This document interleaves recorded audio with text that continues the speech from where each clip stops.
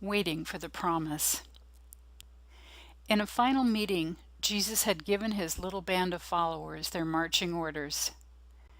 They were to go into all the world and tell anyone who would listen about him and what he had done for every man and woman to restore them to God's original plan for their lives. But they were not to start until he had sent them his own Spirit to indwell their human spirit. Jesus reminded them that John the Baptist had baptized them with water for the forgiveness of their sins. This had been done in preparation for him to baptize them now with his own Holy Spirit. This was the way God had originally planned for man to operate, in partnership with God. It was the only way that these ordinary disciples would have the courage and the wisdom and the words to carry out their mission. Jesus promised them that when he had sent them his Spirit, that they would be filled with the power they would need to be his witnesses and to do his work.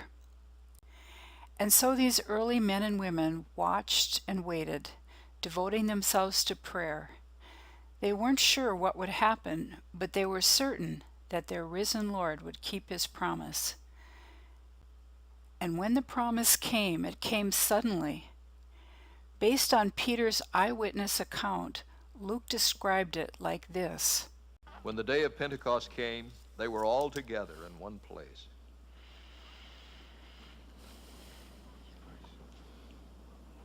Suddenly a sound like the blowing of a violent wind came from heaven and filled the whole house where they were sitting.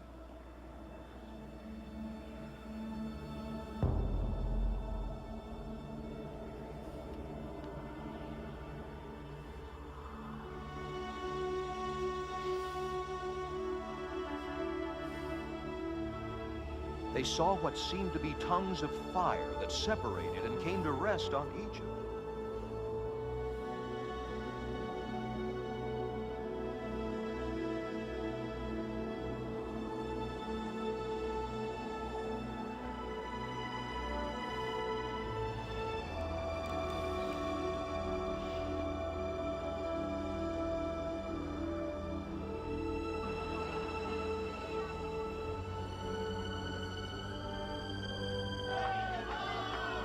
All of them were filled with the Holy Spirit and began to speak in other tongues as the Spirit enabled.